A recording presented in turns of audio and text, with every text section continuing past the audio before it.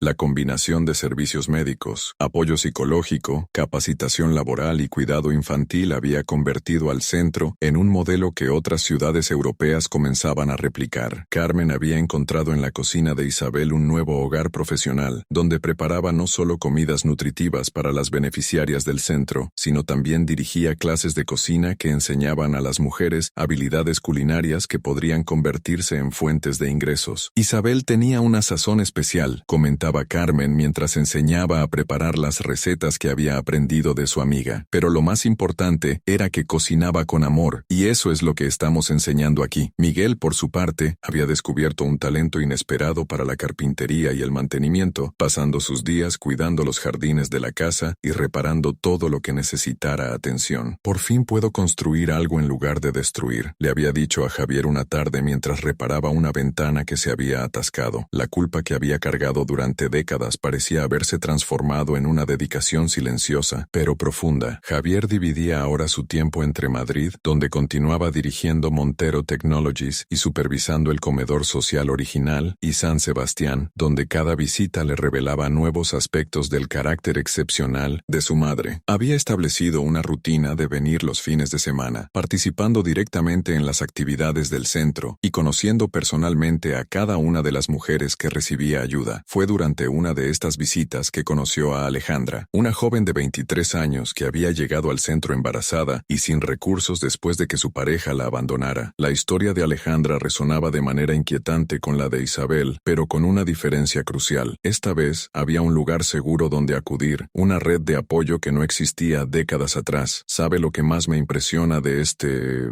lugar?, le preguntó Alejandra a Javier mientras paseaban por los jardines que Miguel cuidaba con tanto esmero. No es solo que nos den comida o un techo temporal, es que nos hacen sentir que tenemos valor, que podemos construir un futuro diferente para nosotras y nuestros hijos. Javier sonrió, recordando las palabras que Carmen le había contado sobre Isabel, que ella siempre había creído en darle dignidad a las personas, no solo asistencia. Mi madre habría estado orgullosa de escuchar eso, respondió. Ese era exactamente el tipo de impacto que ella soñaba tener. El éxito del centro había generado una atención mediática que, aunque Javier intentaba mantener controlada, había resultado en algo inesperado: contacto de otras personas que habían conocido a Isabel durante diferentes periodos de su vida. Una mañana, mientras Javier revisaba correspondencia en la oficina del centro, María entró con una expresión de asombro. Ha llegado una carta muy especial, dijo, entregándole un sobre que venía de Argentina. Es de una mujer que dice haber trabajado con Isabel en los restaurantes, pero hay algo más. La carta era de Sofía Mendoza, una de las primeras mujeres a las que Isabel había ayudado a establecer su propio negocio, pero lo que hacía especial esta carta no era solo el agradecimiento que expresaba, sino la información que contenía. Estimado señor Montero, durante todos los años que trabajé con su madre, ella mencionaba frecuentemente a un hermano que había perdido de vista durante la Guerra Civil. Se llamaba Roberto Montero, y según Isabel, había emigrado a México en los años 40. Ella nunca dejó de buscarlo. He mantenido correspondencia con sus descendientes durante años, y creo que podría ayudarle a encontrar a esa parte de su familia. Javier leyó la carta 2 veces antes de que las palabras se asentaran completamente en su mente. ¿Un hermano de Isabel? ¿Significaba eso que tenía un tío y posiblemente primos en México que nunca había conocido? María leyó la carta por encima del hombro de Javier, su rostro reflejando la misma sorpresa. Isabel nunca me mencionó un hermano, murmuró, pero éramos muy pequeñas cuando nos separaron. Es posible que hubiera otros hermanos que yo no recuerde. Esa tarde, Javier llamó a Carmen para preguntarle si Isabel alguna vez había mencionado a Roberto. Ahora que lo dices, respondió Carmen después de un largo silencio. Isabel sí hablaba a veces de Robertito cuando tenía fiebre o estaba muy enferma. Pensé que era delirio, pero quizás la posibilidad de que existiera una rama desconocida de la familia abrió una nueva dimensión en la búsqueda de Javier. Había creído que su historia familiar estaba completa, pero aparentemente Isabel había guardado secretos incluso de Carmen. Miguel, cuando se enteró de la carta, frunció el ceño en concentración. Espera, dijo lentamente. Roberto Montero, ese nombre me suena familiar. Después de varios minutos de reflexión, Miguel corrió hacia una caja de documentos que guardaba en su habitación del centro. Aquí está, exclamó, sacando una vieja fotografía en blanco y negro. Esta foto la encontré entre las cosas de Fernando después de que murió. Mira la anotación en la parte de atrás. Con manos temblorosas, Javier leyó la escritura desvaída. Roberto, Isabel y María, 1936, antes de la separación. La fotografía mostraba a 3 niños, 2 niñas que obviamente eran Isabel y María, y un niño mayor que las abrazaba protectoramente. Roberto no era hermano de Isabel, murmuró Javier estudiando la foto. Era su hermano mayor, el que probablemente cuidaba de las niñas pequeñas. Esta revelación cambió todo lo que creían saber sobre la historia familiar. Si Roberto había sobrevivido y había llegado a México, significaba que Javier tenía una familia extendida en otro continente, descendientes de un hombre que probablemente había pasado décadas buscando a sus hermanas perdidas, tal como Isabel había buscado a María. 2 semanas después, Javier recibió una llamada de Sofía Mendoza. Señor Montero, he contactado con la familia en México. Roberto Montero falleció en 1998, pero dejó 3 hijos y 8 nietos. Su hijo mayor, Carlos, quiere hablar con usted. La conversación con Carlos fue emotiva desde el primer momento. Mi padre nunca dejó de buscar a Isabel y María, le contó. Guardaba una fotografía igual a la suya y cada 15 de diciembre encendía una vela por sus hermanas perdidas. Roberto había llegado a México en 1943, trabajado como carpintero y establecido una empresa de construcción. Papá siempre nos contó sobre las hermanas que había perdido en España. Nos mostró la fotografía 1000 veces. Decía que cuando las encontrara, montaría un negocio para ayudar a familias necesitadas. 3 meses después, los primos mexicanos viajaron a España para conocer a la familia. El encuentro se realizó en el Centro Isabel Montero, donde la pared ahora incluía fotografías de Roberto y su descendencia mexicana. Carlos, de 65 años con los mismos ojos de la familia Montero, lloró al ver la fotografía de Isabel adulta. Se parece tanto a papá, tienen la misma sonrisa triste pero esperanzadora. Los primos trajeron recuerdos de Roberto, herramientas hechas a mano, cartas nunca enviadas y un diario donde documentaba cada intento de localizar a sus hermanas. Miren esto, dijo Carlos mostrando una entrada de 1965. El día que usted nació, Javier, mi padre escribió: siento en el corazón que algo importante ha pasado con mis hermanas. María se aferró a las manos de Carlos. Éramos 3, murmuró. Éramos 3 y ahora estamos juntos de nuevo. La familia decidió establecer un intercambio entre el centro de San Sebastián y un proyecto similar que los primos abrirían en Guadalajara. El legado de los 3 hermanos Montero se había convertido en una red internacional de apoyo familiar. Javier comprendió que había encontrado algo más grande de lo imaginado. No solo había descubierto a su familia, sino que había reunido a una estirpe dispersada por la historia pero que nunca había perdido su esencia de cuidar a otros. El millonario humilde que había comenzado sirviendo comida sin que nadie supiera quién era, ahora era el centro de una familia reunida que continuaba el legado de amor y servicio iniciado décadas atrás, con 3 niños huérfanos que nunca se olvidaron el uno del otro.